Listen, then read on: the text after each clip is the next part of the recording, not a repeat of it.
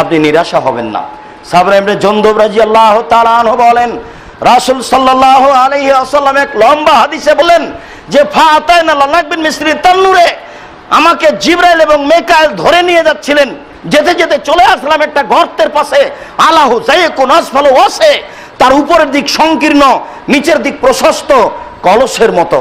তাতাওয়াক্কাদু তাহাতু নার, তার ভিতরে দাউ দাউ দাউ দাউ করে আগুন জ্বলছে।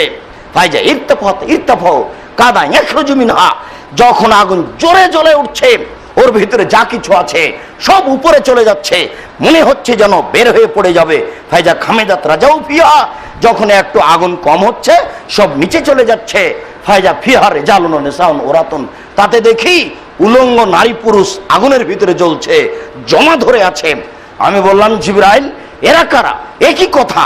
তখন জিবরাইল বললেন, আহমদ জোনাত, তারা হচ্ছে ব্যভিচারণী, উলঙ্গ অবস্থায় নারী পুরুষ জমা ধরে আগুনের ভিতরে জ্বলছে, দাদা দাদা দাদা করে উপরে চলে যাচ্ছে, আবার নিচে চলে আসছে, আবার উপরে চলে যাচ্ছে, আবার নিচে আসছে। দৃশ্য দেখে খুব তিনি জটিল মনে করলেন। তিনি বললেন, জিবরাইলেরা কারা? জিবরাইল বললেন, তারা হচ্ছে ব্যভিচারণী। রাসূল সাল্লাল্লাহু আলাইহি সাল্লাম বলেন, যেসব মহিলারা জেনায় লিপ্ত হবে তাদের লজ্জা স্থানের গন্ধে জাহান্নামীরা জাহান্নামে টিকতে পারবে না। যেসব মহিলারা জেনায় লিপ্ত হবে তাদের লজ্জা স্থানের গন্ধে জাহান্নামীরা জাহান্নামে টিকতে পারবে না।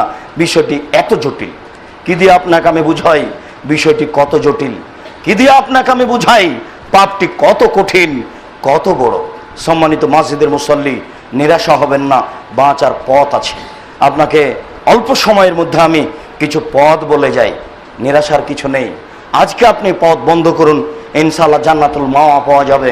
আল্লাহ তাআলা ওয়াদা করেছেন, তিনি বলেছেন, অনাহান নাফসা আনিল হাওয়া ফাইনাল জান্নাতা হিয়াল মাওয়া। কেউ যদি তার আত্মাকে এই ধরনের অশ্লীল কাজ থেকে ঠেকাতে পারে, অবশ্যই আল্লাহ তাকে জান্নাতুল মাওয়া দিবেন। নিরাশা কেন?